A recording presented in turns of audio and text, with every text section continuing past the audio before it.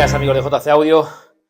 Bueno, se vienen una serie de vídeos que vamos a grabar en referente a lo que es el sonido en general y a un montón de apartados que dimos en un curso que dimos en septiembre de la mano de IH Navi y de Audiotech Fisher aquí en Madrid, y que hemos querido ahora segregarlo en vídeos más cortitos y para que llegue a todo el público y podáis verlos. Y empezando por ello, empezando por lo principal, iremos avanzando a lo largo de los vídeos en lo que es en materia de conocimientos y nivel de sonido, pero antes de empezar a hablar del DSP y de las virtudes del DSP y de algunos apartados más importantes, bueno, no más importantes, sino más técnicos, vamos a empezar hablando por los apartados más básicos y lo principal, ¿no? Y lo principal, y el primer apartado, es saber qué es el sonido. El sonido al final es simplemente compresión y descompresión del aire, y es como se produce, ¿no?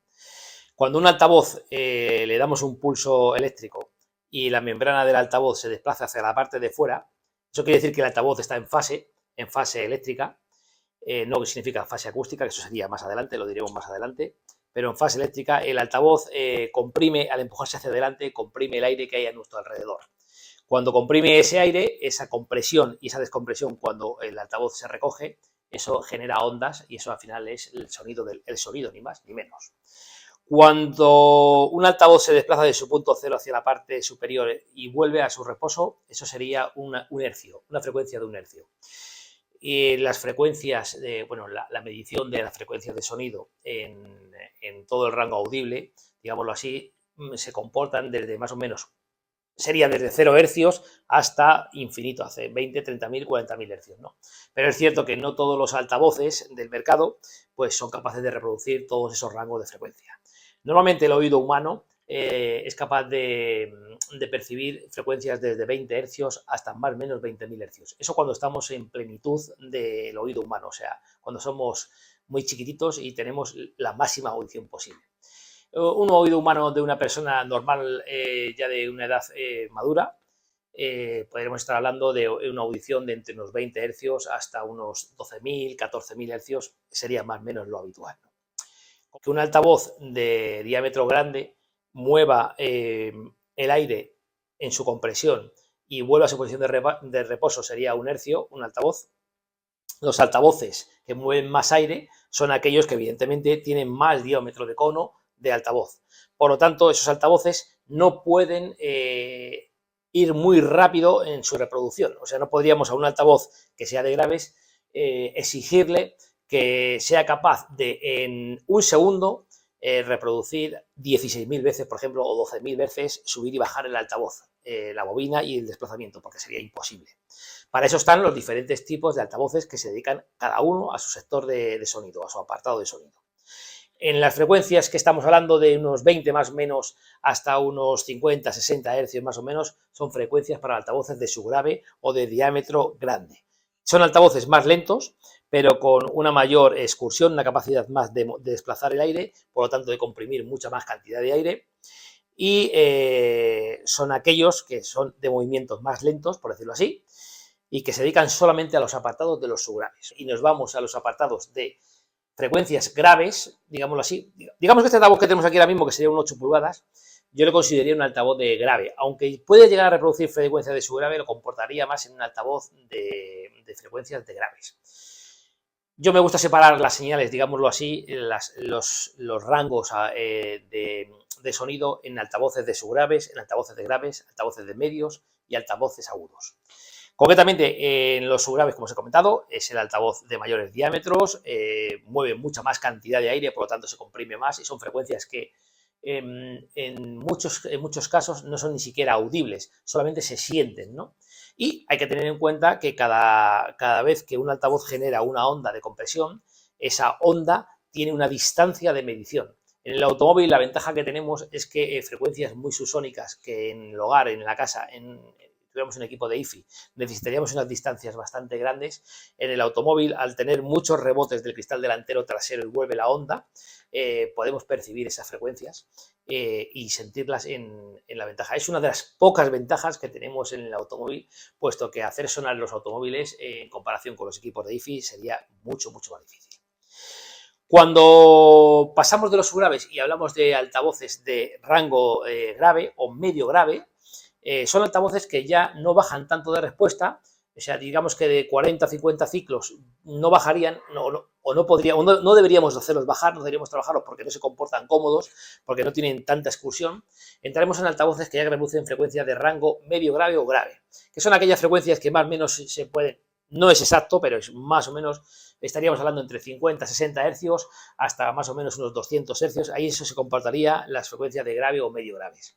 Esas frecuencias, evidentemente, como os he comentado ahora, si estamos hablando de un altavoz, una frecuencia de 200 hercios, significa que el altavoz en un segundo es capaz de subir y bajar la bobina 200 veces. Por lo tanto, el movimiento que tiene es muchísimo más rápido y es un altavoz que tiene un diámetro de cono más pequeñito. Cuanto más el diámetro de cono sea más chiquitito, más rápido va a poder desplazarse la bobina en el interior del altavoz y, a su vez, desplazar el cono para mover el aire, la compresión del aire que está realizando más veces seguidas y reproducir esos rangos. Cuando se habla a veces de que este altavoz no es capaz de reproducir, bueno, es un poco relativo, ¿no? No siempre los altavoces, porque tengan el cono de papel o porque sean un cono de cartón, significa ni mucho menos que el altavoz sea malo, ¿no?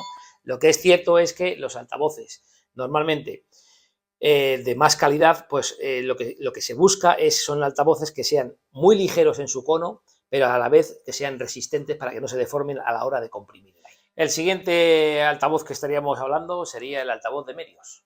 Dentro de los altavoces de medios hay normalmente dos modelos de altavoces de medios. Altavoces de medios de cono y altavoces de medios de cúpula o de domo. Esto es como si fuese un Twitter muy grande, de hecho es muy parecido a la construcción, y estos altavoces se comportan de una forma en la que la media alta la reproducen mucho más cómoda, pero los medios o medios bajos no les viene bien porque como no son capaces de mover mucha cantidad de aire, no son capaces de, al final, de comprimir el aire y trabajar en ese rango de frecuencias que se sienten, que necesitamos que tenga el sonido y que se sienten cómodos. En cambio, en estos altavoces, en los medios de cono, que es un altavoz convencional, sí son capaces de reproducir frecuencias más bajas o más medio graves bajas y se comportan un poco peor en las frecuencias de medias más altas.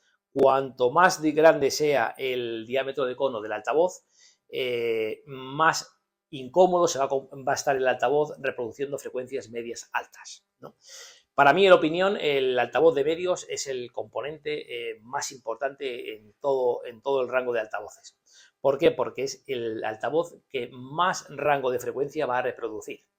Digamos, para que os hagáis una idea, un subgrave se puede mover entre 20 y 60 hercios, 80 hercios, un grave se puede mover entre 80 y 200, un medio se puede mover entre 300 o 200 hercios hasta unos 4.000 o 5.000 hercios. Y luego un Twitter, podríamos estar hablando que se moverá desde unos, dependiendo del Twitter y dependiendo del corte que le queramos dar, pero desde unos 3.000 más o menos en adelante. Por eso, para mi opinión, creo que es el altavoz más importante. Y dependiendo la construcción de lo que esté hecho los altavoces, como os he comentado, tendremos mejor zona media, mejor zona medio grave, se comportará más ligero y podrá reproducir frecuencias más agudas dentro del medio, etcétera, etcétera. Y el último y más chiquitito de los elementos, no por ello menos importante, es el agudo. El agudo es el altavoz dedicado a reproducir las frecuencias más altas del espectro. Frecuencias de 3.000, 2.000, depende qué tamaño de Twitter, pero en adelante. Frecuencias que hasta llegan en un momento en el que el oído humano no es capaz de reproducirlas, no, de escucharlas, ¿no? Es un cono de altavoz muy chiquitito o una cúpula muy chiquitita y con imaginaros que os he comentado que un hercio sería el movimiento de la bobina hacia la parte superior y al inferior desplazando el cono. Pues imaginaros cuando os hablo que un altavoz de este tipo puede reproducir hasta 15 o 20.000 hercios, cuántas veces la rapidez con la que tiene que moverse la bobina dentro del cilindro, que al final un altavoz es una bobina con un imán que está dentro de un cilindro, dentro del imán, y la bobina del altavoz se desplaza hacia adentro, hacia afuera, como si fuese un pistón o un motor, por decirlo así, aunque no es exactamente igual, ¿vale? Pero es muy parecido.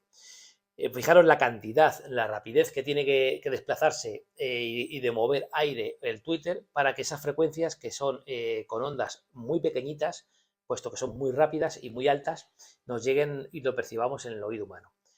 En cuestión de los agudos, dependiendo las marcas, bueno, no las marcas, al final los modelos de agudos, si son de cúpula de seda, si son de aluminio, si son de titanio, si son de cúpula invertidas, hay muchísimos, si son de plástico, porque los hay de plástico, si son de seda.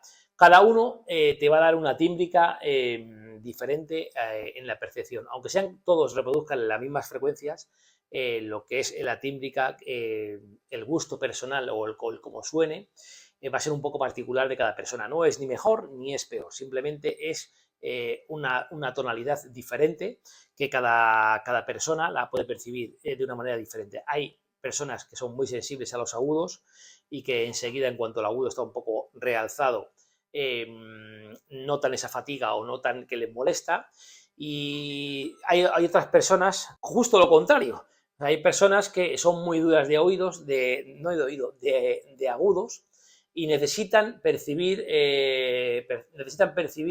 más la cantidad de agudo a la hora de escuchar la música.